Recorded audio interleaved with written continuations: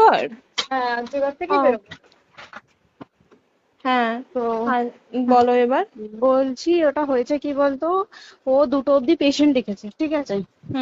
রাত্রে পেশেন্ট 2টো? রাত্রি 2টো, ঠিক আছে। আচ্ছা। 2টো অব্দি পেশেন্ট দেখেছে, দেখে রুমে এসে অনলাইনে অর্ডার করে 4জন বন্ধু মিলে খেয়েছে, ডিনার হুম করেছে। হুম করে ও খুব টায়ার্ড ছিল, যেহেতু 36 ঘন্টা ডিউটি ছিল, হুম টায়ার্ড ছিল। ও কি করেছে, ওই সেমিনার রুমে গিয়ে হুম শুয়ে পড়েছে একটা রেড কালারের ব্ল্যাঙ্কেট ঢাকা দিয়ে। হুম কিন্তু তারপরে মানে সেমিনার রুমে এমনি কি তোমাদের ওরকম সেমিনার রুমে টুমে ঘুমানো হয়? মানে আমি যদিও কোনো আইডিয়া নেই, ওই জন্য জিজ্ঞেস করছি। না, এবার একটা রেসিডেন্টাল ডক্টর রুমস থাকেই, আচ্ছা। বুঝতে পেরেছিস, তারপরেও সেমিনার থাকে। এবার হুম। সেমিনারে একটা বেড থাকে, আর আচ্ছা ডক্টরস রুমে 2-3টে, যেরকম বড় ঘর হবে সেরকম বেড পাতা থাকে। আচ্ছা আচ্ছা। মেনলি ডক্টরস রুমে শোয়ার কথা, ঠিক আছে। হুম হয়েছিল কি, ওকে বডিটা পাওয়া গেছে সেমিনার রুমে, হুম কিন্তু ঘুমাচ্ছিল ডক্টরস রুমে। যে হুম রুমটা তোর এখন ভাঙা হয়েছে, দেখেছিস রুমটা ভেঙেছে, একটা ভিডিও ঠিক দেখছিলাম। বাথরুমের পাশেই, হুম ঠিক আছে, মানে বাথরুমটাকে অজুহাত দিয়ে হুম ওই রুমের দেয়ালটা ভেঙে দিয়েছে। অ্যাকচুয়াল কাণ্ডটা ঘটেছে তোর ইয়েতে, ওই রুমটার ভেতরে, ডক্টর রুমে? ডক্টরস রুমে। ডক্টরস রুমেটা ঘটনাটা ঘটেছে, ওই বডিটাকে তো ডক্টর ধস্তাধস্তি। রুমে ওই দিন আর কেউ ছিল না, খালি মানে অনলি ওই দিদিটাই ঘুমোচ্ছিল?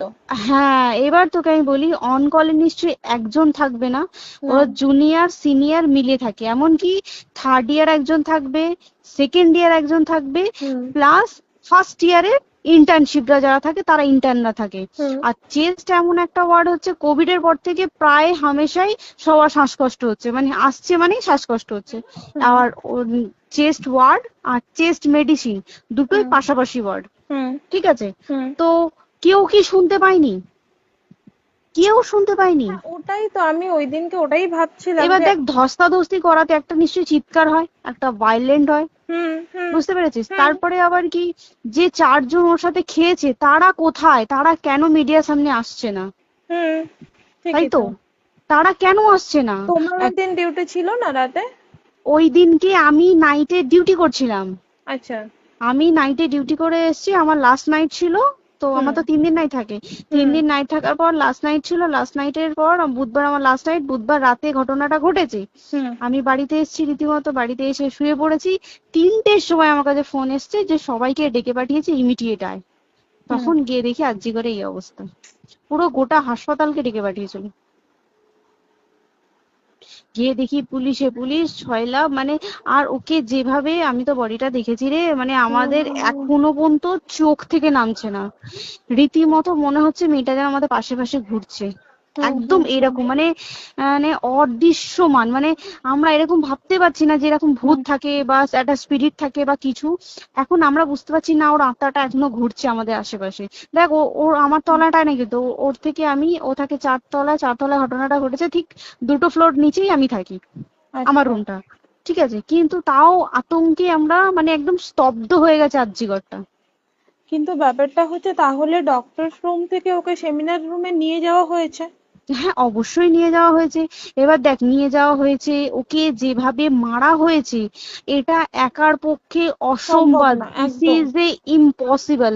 পুরোপুরি গ্যাং রেপ, গ্যাং রেপ ছাড়া কোনো কিছু নয়। আর শুধুমাত্র রেপ নয়, রেপ হলো, করলো, ছেড়ে দিল, ঠিক আছে, ওকে রীতিমতো মার্ডার করেছে। মানে মানে হিসেব মতো যা বুঝছি মানে তোমার কথাতে, হ্যাঁ, ওটা হচ্ছে ওর ওই বন্ধু বান্ধবও মেবি ইয়েস, জড়িত। এক্স্যাক্টলি। হয় ওর বন্ধু বান্ধব কেউ, ঠিক আছে, মানে 4জনের মধ্যে কেউ, আইদার ওকে এমন কিছু করতে বলতে, দেখ বড় বড় কোম্পানিতেও তো এরকম হয়, মানে হুম হয় তুমি আমার সাথে কম্প্রোমাইজ হুম করো, নয় হুম তুমি হুম চাকরি হুম ছেড়ে চলে হুম যাও, হুম হুম হয় তো। হুম হুম এ- এখানেও সেরকম কিছু একটা হয়েছে। যাকে যে ক্রাইম করেছে, সেও কিন্তু নর্মাল ডক্টর নয়, কিন্তু সেও একটা ভালো পোস্টে র্যাঙ্ক করছে, বুঝতে পেরেছিস, তবেই কিন্তু পুরো ব্যাপারটাকে হসপিটাল চেপে যেতে চাইছে, পুরো ব্যাপারটাকে। তাহলে এই সিভিক যে, ও কোথা থেকে আসছে? এবার তোকে আমি বলি ওটা কোথা থেকে আসছে। আমাদের প্রিন্সিপাল চেঞ্জ হয়ে গেছে, ডেপুটি সুপার চেঞ্জ হুম হয়ে গেছে, তারপরে আমাদের ওই অ্যাসিস্ট্যান্ট সুপার চেঞ্জ, সব চেঞ্জ হয়ে গেছে। হুম তারপরে যে ওয়ার্ডের ডাক্তাররা ছিল, সিস্টাররা ছিল, ওয়ার্ড বয়রা ছিল, মাসিরা ছিল, সবাইকে ডেকে এখন হুম সাসপেন্ড করা হয়েছে। হুম তারা কোথাও যেতে পারবে না, রোজ গিয়ে কোর্টে গিয়ে দেখা করছে। আজকেও কোর্টে গেছিল সবাই। হুম তারপরে উম, তারপরে তোমার তোর এগুলো হলো, তারপরে তোর কি বলে, আরে বল না, ওই সিবিআই এটা হয়েছে কি, মানে ও সেই সঞ্জয় রায় যে ধরা পড়েছে, হুম অ্যাকচুয়াল কিন্তু ও নেই, হুম ঠিক আছে? ওর এতটা ক্ষমতাই হয় না। ও অত রাত্রে কি করতে যাবে? হুম ও অত রাত্রে ওখানে কি করতে যাবে?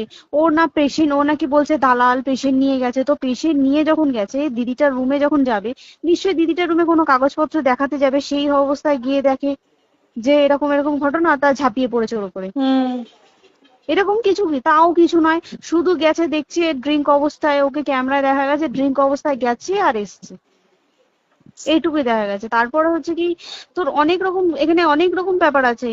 যে দিনকে ঘটনাটা ঘটে তার ঠিক দুদিন পরে ওই সেমিনার বাথরুমের অজুহাত দিয়ে সেম ডক্টর যে রুমের হুম দেওয়ালটা আছে, ওই হুম দেওয়ালটা ভেঙে দিয়েছে। কেন? প্রথমে ওকে বললো সুসাইড করেছে, আমাদের কাছে যখন ফার্স্ট খবর আসে তখন সুসাইড করেছে। হুম তারপরে যখন হসপিটালে যাই তখন গিয়ে শুনছি নাকি না, সুসাইড করেনি, এটা রেপ করেছে, রেপ করে মার্ডার করা হয়েছে। হুম বুঝতে পারলি, এখানে বিশাল বড় একটা গেম চলছে।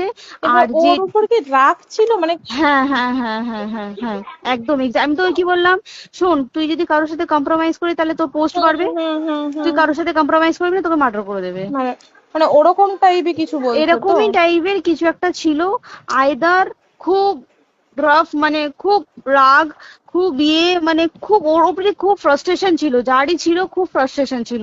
শুধু ওকে মারিনি রে, রীতিমতো মার্ডার করেছে। ওর যে ক্ল্যাচারটা ছিল, হুম ওর আমি ইউরিন, শুনেছি এটা। ওর ইউরিনের রাস্তায় ক্ল্যাচারটা ঢুকিয়ে দিয়েছে, তুই ইস, জানিস? মানে কি বলবো, মানে ওকে দেখা যাচ্ছে না, আমরা তো দেখেছি নিজের চোখে, ওকে দেখা যাচ্ছে না। মানে একটা ব্লিড। মৃত্যু কতটা, মানে এই তো মানে প্রচন্ড কষ্ট পেয়ে একটা মেয়ে মারা গেল না? আর ওর যে গলাটা চেপে ধরেছে, আহ ওর ওই চেপে ধরাতে মানে এতটাই জোরে চেপে ধরেছে যে ওর চোখ ফেটে রক্ত বেরিয়েছে। আহ, ছি, ছি, ছি। বুঝতে পেরেছিস? মানে মানে কি বলতো, যদি ধরা পড়ে না উচিত, মানে যারা এটার সঙ্গে দায়ী না আর এই ওদের। যে সিবিআইটা হয়েছে, সিবিআইটা একমাত্র আমাদের জোরেতেই সিবিআইটা এসছে। মানে হুম হুম আমরা ওই সঞ্জয় রায় একার পক্ষে সম্ভব না এইসব। তারপরে পোস্টমর্টম রিপোর্টে তুই জানিস, ওই আমাদের ভাজাইনা থেকে 150 গ্রাম স্পাম বেরিয়েছে।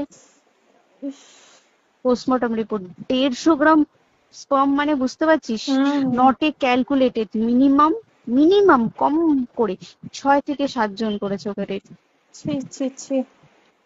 ওই জন্যই তো আমরা এতটা বেশি ভাইলেন্ট হয়ে গেছি, বুঝতে পেরেছিস? আর তারপরে আমাদের দেখো, একটা মেয়ে তার কাজের জায়গাতেই ছিল, এমনটা নয় যে রাস্তাঘাটে কোনো বিপদ, ও তার কাজের আরে জায়গাতেই সেফ নয়। শোন, দেখ বড় বড় কোম্পানিতে কি হয়, রুমের ভেতরে এগুলো হয়, মানে ধর রুমের ভেতরে হলো, যেমন কল সেন্টারে হয়, নাইট হুম শিফটে হুম হয়, হুম হুম এইগুলো একসেপ্টেবল। বাট হসপিটাল হচ্ছে কিন্তু এমন একটা আরজি এরিয়া, করের মতো একটা, হ্যাঁ। আরজি কর বলে না, যে কোনো হাসপাতালে কেউ যদি স্ব ইচ্ছায় কারোর সাথে রিলেশনশিপে গিয়ে করতে চায় সেটা আলাদা জিনিস কিন্তু, হুম ঠিক আছে? হুম কিন্তু কেউ কারো বিরুদ্ধে এইভাবে করতে পারে না রে, তুই জানিস না? মানে ওয়ার্ডে দেখ, কম বেশি আমরা সবাই ঘুমাই, কম বেশি আমরা হুম সবাই জেগে হুম থাকি, জেগে তো থাকি। তাতে কি কেউ শুনতে পায়নি? তার কি একদম সেটাই। ভাইলেন্স ছিল না? যদি কেউ না শুনতে পারে তাহলে ওর খাবারে কেউ কিছু মিশিয়েছিল, হুম তাই কি না? হুম হুম সেটাও পোস্টমর্টম রিপোর্টে মানে লিক করছে না, যে কেন খাবার খাবার ও তো খাবারটা খেয়েছিল, সেটা তো নিশ্চয়ই পেটেই ছিল, পেট থেকে তো হুম বমি করে বের করে দেন, সেটা হুম তো ফরেনসিক রিপোর্টে কিছু বলবে। হুম আর তুই জানিস না, দেনার দেন মানে ধর পোস্টমর্টম রিপোর্ট আসতে 3 দিন সময় লাগে। হুম ও যেদিনকে মরেছে ঠিক তার পরের দিনকে বিকালবেলা পোস্টমর্টম রিপোর্ট বার করে দিয়েছে, মানে বডি বার করো আর পোড়াও, হুম 10 সেকেন্ডের মধ্যে ওর বাড়িতে নিয়ে গেছে, তারপরে বডি পুড়িয়ে দিয়েছে।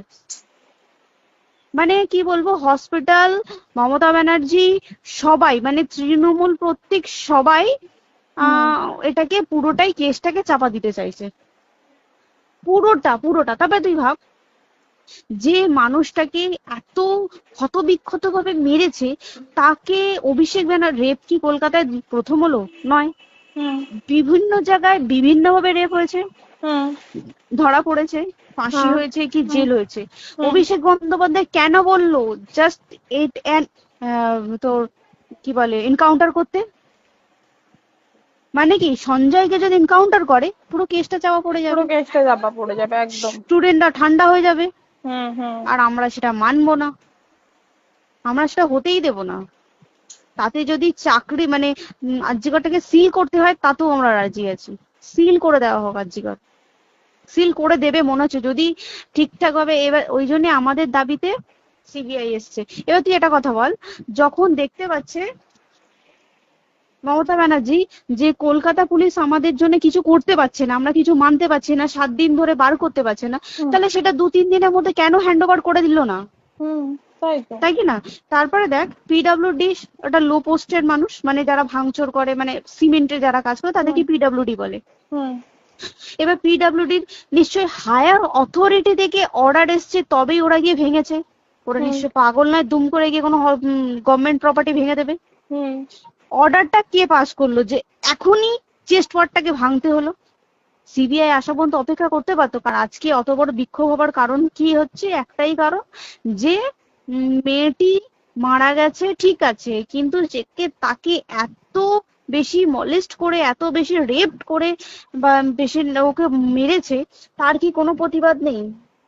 তুই কোথায় সেভ পাবি তুই আমাকে বল? তুই ধর চাকরি ছেড়ে আজকের সরকারি চাকরি ছেড়ে তুই প্রাইভেটে যাই, প্রাইভেটেও তো তাই একই কোথাও না, অবস্থা, একদম একদম। প্রাইভেটেও একই অবস্থা।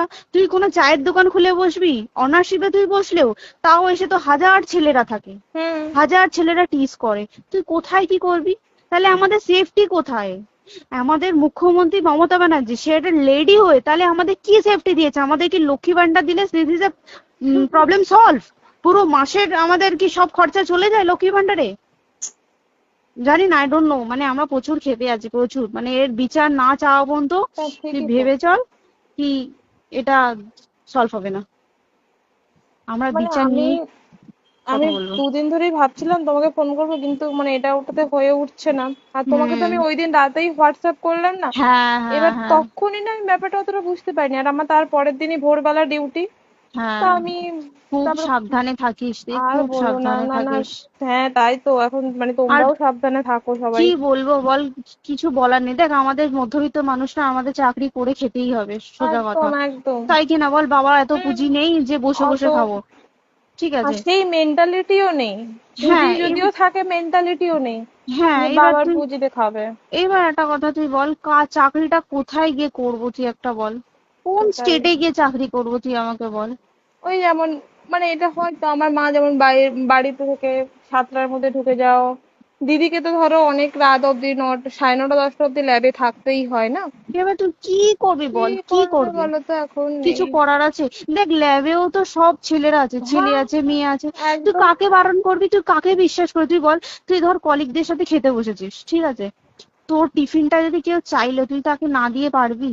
না একদমই, আর কার মনে যে কি আছে সেটাই তো কি খুব বলবি সমস্যা। বল? এবার তুই বল খাবারটা যে খাবি, তোর টিফিন কেউ চাইলো বা তোকে যদি কেউ বললো কি একটু একটু খা, যেমন আমরা শেয়ারে হয় স্কুলে হ্যাঁ যেটা আমাদের আমাদেরও শিখে হয়, এসেছি, যেটা হ্যাঁ স্বাভাবিক, এটা সবারই এটা তো হয়। স্বাভাবিক, তুই বল তাতে যদি এরকম অবস্থা হয় তাহলে কি করবে মানুষ, তুই আমাকে বল? আজকেও তো তাই আমাদের দেখ না, 11টা থেকে আমাদের তোর ক্যান্ডেল দিয়ে হোয়াইট ড্রেস হুম। পরে সব শ্যামবাজারে একতা হবে, এখন আবার বৃষ্টি শুরু হয়েছে, কে জানে বৃষ্টি, কি প্রচুর বৃষ্টি শুরু হলো। কি হুম, হবে জানি না আমি। ঠিক আছে গো, টাটা। হ্যাঁ হুম চল টাটা। হুম হুম হুম। হুম।